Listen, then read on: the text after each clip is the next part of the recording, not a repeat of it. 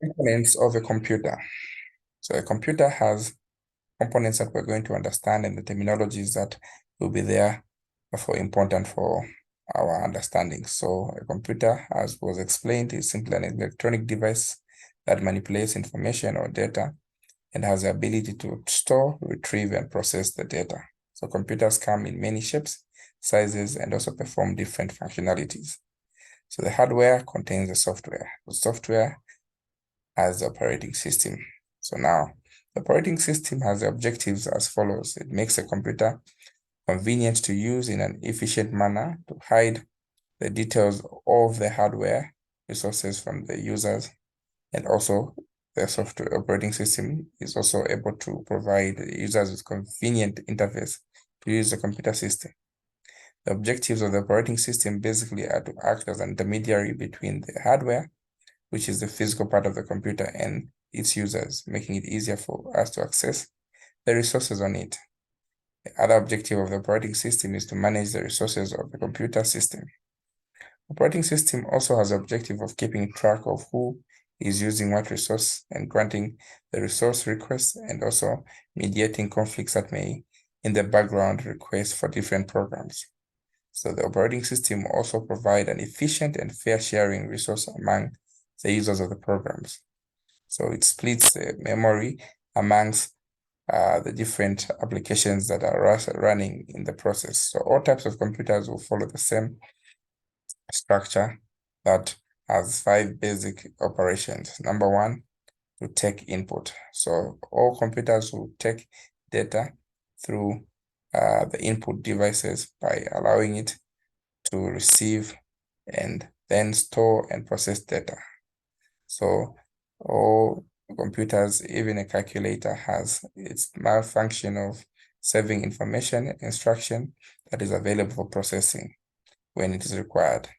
It is also available to process the data using what we call the ALU, the arithmetic logic unit, which is a computer calculator of the computer or the PC to convert them into useful information. So computers also have an output functionality of processing information into what the user can print out or see on the screen.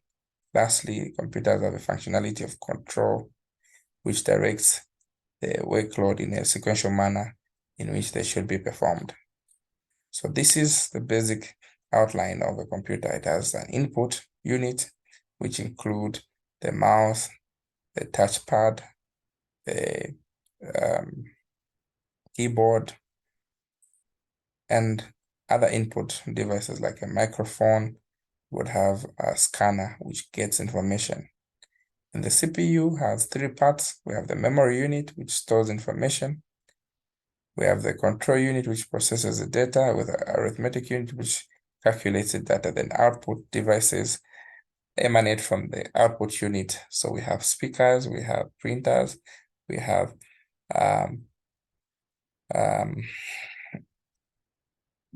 disks where we can burn out CDs, etc. Those are all part of the output. So these are the components that define a computer. The input gets or receives data. The CPU has a processing part which receives instructions and processes the information. The memory part stores data which would be needed for processing or storage, and finally conveys it into the output devices. And so the components of a computer are defined in 6 components: input devices, the processor, the memory, the output devices, storage devices, and the communication devices. So the processor, memory, and storage are all housed in a box-like case, which we call the CPU. Collectively, we call that the system unit. Peripherals are simply devices that are connected to the computer. These peripherals may include speakers, portable keyboard, mouse, all these that are connected to the CPU are called peripherals. And so input devices are simply devices that are hardware in nature that will help you input data into the CPU, like a keyboard, stylus, a mouse, a touchpad. The keyboard is simply the one we usually see with characters, with letters, symbols, numbers. Stylus is a metallic, plastic, or pen which we use to input our written information. The mouse is simply a pointing device that is portably fused into the CPU or the laptop that navigates the screen. The screen is called the workspace that we have. So these are input devices that we are familiar with. Touchpad, mouse. All right. So the central processing unit is considered as the brain of the computer. It performs all types of processing tasks by storing data, processing data, and also controlling the operations. So it has three key parts. We have the CPU itself, which has all the three elements, the ALU, the arithmetic logic unit that does the calculations, the memory, which stores the data, the control, which does the processing. So the central processing unit is divided into four basic functionalities or steps: to fetch data, to decode, to execute, and to write back. So fetching in this case implies retrieving information as per instruction. Decoding is simply breaking down huge volumes of data into smaller parts, and executing simply performing the operation as implied by the instruction, and write back simply gives back the results as per memory instruction. So the CPU has the main role of processing the information into an electronic circuit that has the following cycle. So fetch information, decode it, break it down, execute it, and store. So this is what we call the fetch execute cycle. So the control unit is a core unit of the computer which manages the functionality of the computer. It collects the data being used as input, then leads it into processing. Once that is done, it retrieves the information as output for the user to interpret as information. So the CPU or the control unit has a role of processing, basically. The ALU, as the name suggests, is simply the mathematical part of the computer which performs functions like comparisons, decision-making, analysis, manipulation, subtraction, division, and all numerical tasks. The memory unit, on the other hand, is simply centered on saving data into the memory part, which we call the central processing unit, because with this, it's able to transmit data for further analysis in the CPU. It has the RAM and the ROM. These parts have the duty of storing data. The RAM is simply a small, light, volatile sized chip which works on power. Once the power is off, it also goes off. It has a short memory.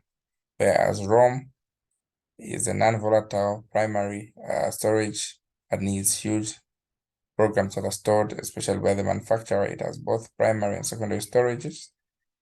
And also we have the cache memory, which is extremely fast type of memory that acts as a buffer between the RAM and the CPU. So this is how the cache memory operates. So we also have the motherboard, which has sockets in which we fuse in the memory chips, the memory, all these connectors here. We have the power supply, the sockets for the RAM, and all these points.